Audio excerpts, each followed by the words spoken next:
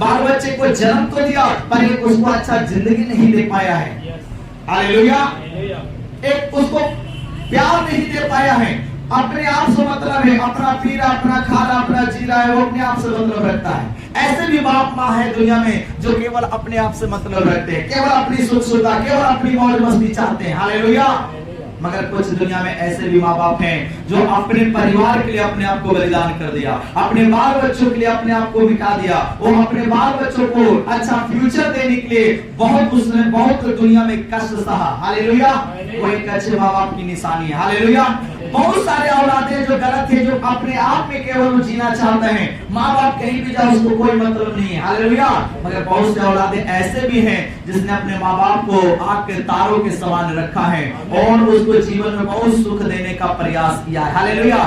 रिश्ता बाप और बेटे का कंप्लीट कब होता है? याद रखिए, जब बेटा जवान होता है तो बाप के बोझ को उठाता है। और वो बेटा कब उठाएगा? जब बाप ने उसके लिए कुछ किया है। वो बेटा सोचता है नहीं, मेरे माँ बाप ने मुझे पढ़ाया है, लिखाया है, मुझे बिजनेस कराया, मुझे एक अच्छा घर दिया है, जमीन दिया, मैंने इतना कुछ किया है, मेरा भी फर्ज बनता है कि मैं अपने माँ बाप के लिए कुछ करूं।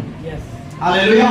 मगर अगर उसका माँ बाप शराबी है, नशेड़ी है, जीवेड़ी है, बर्बाद कर रहा है, न बाल बच्चे को पढ़ाया, न लिखाया, न शादी, न विवाह, कुछ अच्छा उसको जीवन में दे ही नहीं पाया, वो माँ बाप अपने औलाद पे हक रखने का अधिकार नहीं है। हालेलुया।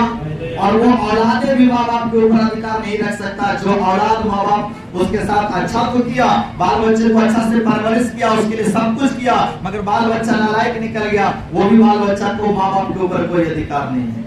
रिश्ता कंप्लीट होने के लिए दोनों तरफ से होना चाहिए। रिश्ता एक तरफ से नहीं निभाया जाता है, दोनों तरफ से निभाया जाता है। चाहे दुनिया का कोई भी रिश्ता हो, दोनों तरफ से निभेगा। एक हाथ से ताली नहीं बजता, दोनों हाथ से ताली बजता है। हालेलुया।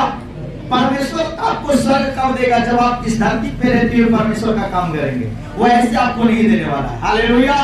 प्रभु आपकी प्रार्थना को कब सुनेगा? जब आप उसके वचन के अनुसार चलेंगे। जब आप प्रभु की सुनते हैं तो प्रभु आपकी सुनेगा। अच्छा चाल जाने से आपका प्रभु सुनने वाला नहीं है। हालेलुया। हालेलुया। प्रभु का वचन कहता है मन फिराओ। पहले नंबर प्रभु कहता है तुमको अगर मेरे पास आना है तो अपना मन फिराओ उन बुरे कर्मों से, उन बुरी आदतों से, उन बुरी लत से जो तुम बिना प्रभु पे जाने की कोशिश कर रहा था, उन सब चीजों से वचन कहता है मन फिराओ और तब कहा परमेश्वर के पास आओ। हालेलुया। हालेलुया। सुनिए वचन क्या कहता है, आप पढ़िएगा। आप यहाँ आइए 4 इफिसियों 4 और उसका 17 में पढ़िए। वहाँ हेडिंग में क्या लिखा हुआ है? मसीह में नया जीवन। मसीह में आकर आपको एक नया शुरुआत करना है। जो पहले जीवन आप जी रहे थे, अगर उसी तरह से जिएंगे तो आप कभी भी पवित्र लोगों के संगी स्वदेशी नहीं हो पाएंगे। आप कभी भी परमेश्वर के घराने के नहीं हो पाएंगे। अगर आप परमेश्वर के घराने होने का चाह रखते हैं, अगर आप परमेश्वर के राज्य में जाने की चाह रखते हैं, और आपको यहाँ पर उसके लिए काम करना पड़ेगा। हालेलुया। प्रभु में आपको काम क्या करना है? आप पढ़िए उसका 17 में क्या लिखा है? इसलिए मैं यह कहता हूँ, पौलुस कहता है इसलिए मैं ये कहता हूँ। इफिसियों की कलीसिया से पौलुस कहता है इसलिए मैं ये कहता हूँ और प्रभु में आग्रह करता हूँ कि और प्रभु में होने के कारण परमेश्वर के बेटा और बेटियों से, परमेश्वर के लोगों से पौलुस कहता है मैं तुम लोगों से आग्रह करता हूँ कि जैसे अन्य जाति लोग अपने मन की अनर्थ रीति पर चलते हैं। सुनो, तुम्हारे आसपास में रहने वाले तुम्हारे दोस्त या तुम्हारे रिश्तेदार, परिवार जो अन्य जाति का मतलब जो परमेश्वर को ना जानने वाली जाति है, जब आप प्रभु में आते हैं तो अब एक जाति बन जाते हैं, एक कटोरे से खाने पीने वाले आप बन जाते हैं। हालेलुया। अब जब प्रभु में आते हैं कोई पास्टर आपके साथ ऊंच नीच का भेदभाव नहीं रखता है। दुनिया आपके साथ भेदभाव किया है, मगर कलीसिया में आने के पास आपका एक भी कोई भेदभाव नहीं है। हालेलुया। हम मसीह में एक किए गए हैं, अब हमें कोई ऐसा भेदभाव नहीं है।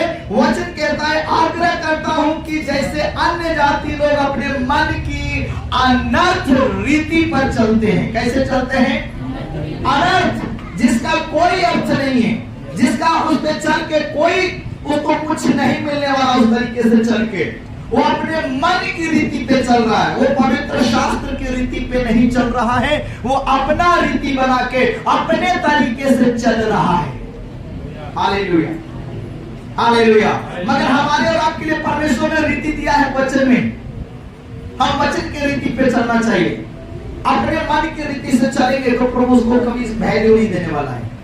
आपसे मैट्रिक के एग्जाम में सवाल पूछ दिया गया और आपने अपने मन से कुछ दूसरा उत्तर उसका लिख देंगे तो क्या आपको नंबर मिल जाएगा? जो पूछा गया उसी सवाल के जवाब लिखने से, सही सही जवाब देने से आपको नंबर मिलने वाला है। आप सोचेंगे मुझे वो उत्तर नहीं आता है, मैं कुछ दूसरा लिख देता हूं तो क्या नंबर आ जाएगा? अपने मन से कुछ भी लिख देने से, अपने मन से कुछ भी कर देने से परमेश्वर प्रसन्न नहीं हो जाने वाला है। वो तभी प्रसन्न होगा जो उसने कहा है तुम करो, उसी बात से परमेश्वर प्रसन्न होगा। अपने मन से कुछ भी करके हम प्रभु को प्रसन्न नहीं कर सकते। हालेलुया। इसलिए वचन कहता है तुम अब से फिर ऐसे मन की अनाथ रीति पर चलते हैं। तो पौलुस उन लोगों को क्या कहता है? तुम अब से ऐसे ना चलो। अब से मतलब कब से? जब से तुम प्रभु में आ गए, जब से तुम प्रभु को जान गए, जब से तुम चर्च जाने लगे, जब से कलीसिया की संगति करने लगे, तब आप परमेश्वर के वचन को सुन रहे, उसको सीखो और अपने जीवन को अब नए तरीके से शुरू करो। पुरानी बातों को छोड़ दो, अब नई बातों को सीखो। हालेलुया। तुम पहले जैसे तैसे जी रहे थे, मगर अब प्रभु चाहता है जैसे तैसे जीने वाला नहीं, अब एक सभ्य व्यक्ति बन के जियो।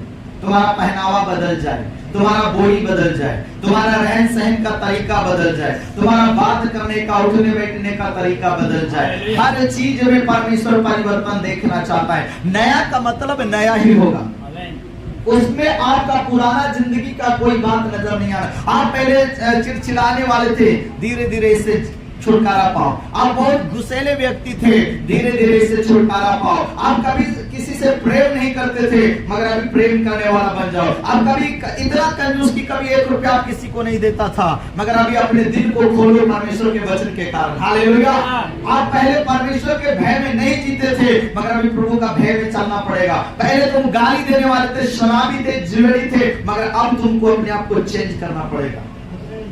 हालेलुया। तभी तुम परमेश्वर के घराने के बन पाओगे। और परमेश्वर के घराना का बनना इतना जरूरी क्यों है? क्योंकि अगर उधर नहीं गए तो दूसरी तरफ क्या है? नरक की आगे। और नरक में पता है पछताने के सिवा कुछ नहीं। नरक में ना कोई आनंद है, ना कोई खुशी है, केवल और केवल तुम जिंदगी भर पछताओगे वहां। यहाँ अगर तुम नहीं पछता रहे, यहाँ अगर हम लोग नहीं पछता रहे, वहां जिंदगी भर नरक में पछताना पड़ेगा। वो कर्म को पीटेगा। मैं क्यों नहीं इस बात को समझा, मैं क्यों नहीं माना, मैं क्यों नहीं विश्वास किया।